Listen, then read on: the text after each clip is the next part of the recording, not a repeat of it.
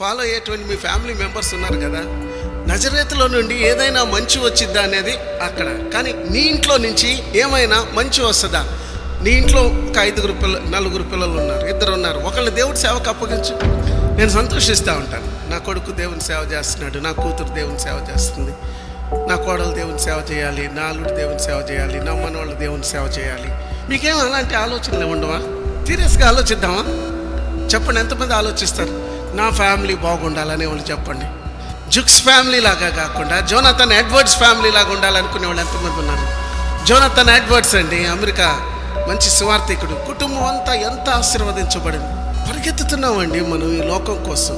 యేసు ప్రభు యొక్క జీవితం ప్రపంచానికి ఎంత గొప్ప ఆశీర్వాదంగా పెరిగాడంటే, లూకాసు వార్త 2వ అధ్యాయం చూసినట్లయితే చివరి వచనం, ఆయన మనుషుల దయందును దేవుని దయందును వర్ధిల్లుచూ ఉండెను.